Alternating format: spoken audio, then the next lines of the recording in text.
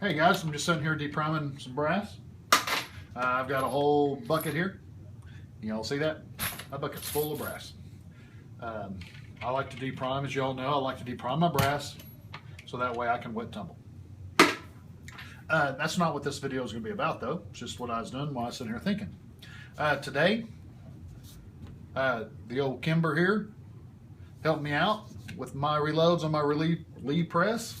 I happened to win first place at my bullseye accuracy shoot, so I'm pretty happy with the Kimber.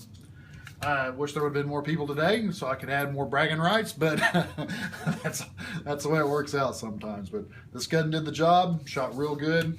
Pretty proud of that firearm right there with my reloads.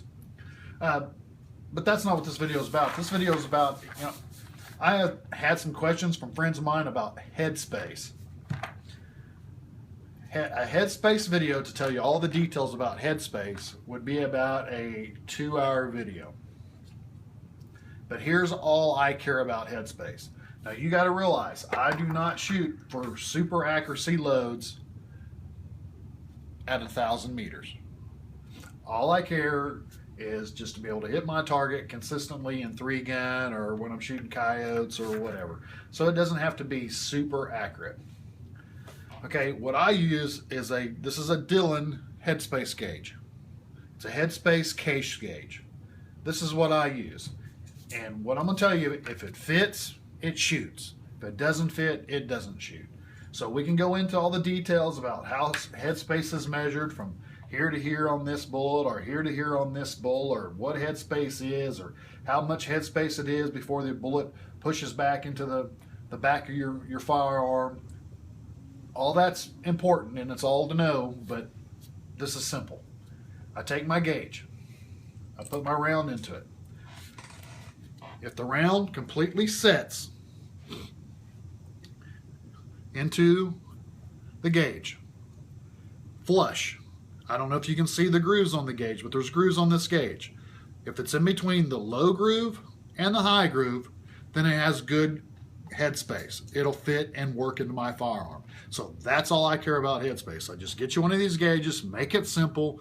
You can test it down to the 2 thousandths of accuracy to make sure that you have quality Headspace. But if you get one of these gauges, you can just set it in there, and if it's in between the high and the low and sets flush, your Headspace is fine. The cool thing about these gauges too is when you take your shell, that one's loaded. Let's see if I have a fired one in my box here. I'm sure I do. No, that one's beat up. All right, so we take one that's been fired and we put it in the same gauge. And you can see the Headspace on this one is fine. And you can see that the rim of the case does not stick through. Okay? On the bottom here, you also have a low groove and a high groove. What this is for is to see if you need to trim your case. With this case here, it fits fine in between the high groove and the low groove, so there's no need for me to trim this case.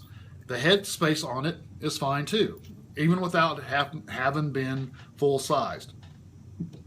But what I do is I full size the case. Okay, I stick it in my gauge.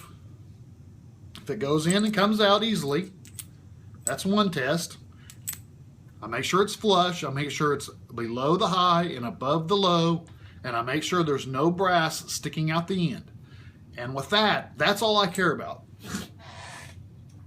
I don't need to know if the Headspace is 2 thousandths, 4 thousandths, within a tolerance level or any of that. All I care about that I'm not getting any type of rings, because down here you'll get a ring. If your case is getting old, you'll start getting a ring around the bottom of your case where you could have Headspace separation. It'll literally pull the head right off the case when it's being fired.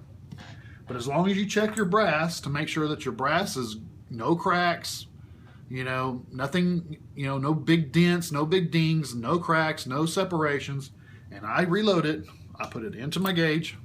If it sets flush, and there's no trimming necessary, then I go ahead and I add my bullets.